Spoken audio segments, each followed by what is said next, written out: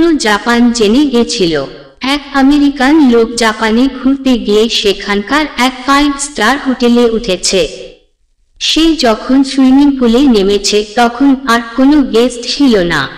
একা সুইমিং পুলে সাঁতার দিতে গিয়ে লোকটার মাথায় চ্যাগান দিয়ে উঠল শয়তানি।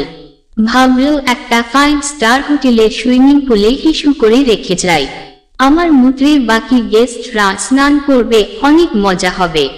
মজা পাওয়ার জন্য ভাইটি মূত্র বিসর্জন করা মাত্র দেখলেন পুলের ওই অংশের পানি গোলাপি হয়ে গেছে এবং অ্যালার্ম বেজে উঠেছে। হোটেল স্টাফরা এসে সাথে সাথে তাকে পুল থেকে তুলে ফেলল, কারণ এখন পুরা সুইমিং পুলের পানি ফেলে দিয়ে পরিষ্কার করতে হবে। এরপর নতুন করে পানি ভরা হবে।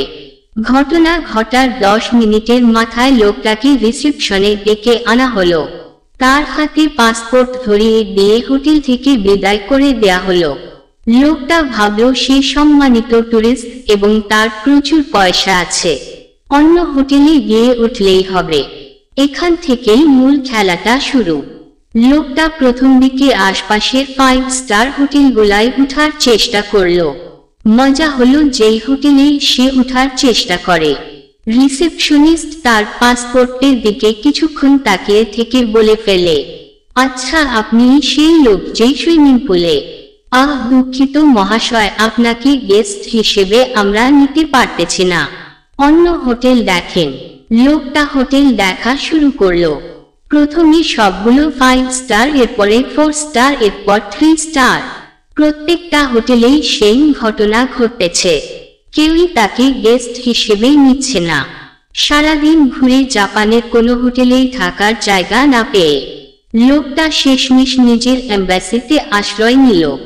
সেখানে তাকে পরামর্শ দেয়া হলো, জাপানের এমন কোনো হোটেলেই তুমি আর কোনোদিন উঠতে পারবা না যেখানে সুইমিং পুল আছে। তার চেয়ে বড় কথা, তোমার এই অপরাধের ছাপা তোমার পাসপোর্টের সাথে লেগে গেছে। তোমার জাপান ভ্রমণ এখানে সমাপ্ত করাটা হবে বুদ্ধিমানের সিদ্ধান্ত। লোকটার অপমান সেখানেই শেষ হয় নাই।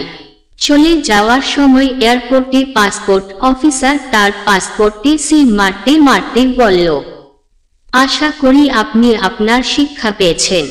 অন্য দেশে যাওয়ার সময় শিক্ষাটা ভুলেন না। আমেরিকায় ফিরে গিয়ে লোকটা পুরো ঘটনাটা তার ফেসবুকে লিখেছে।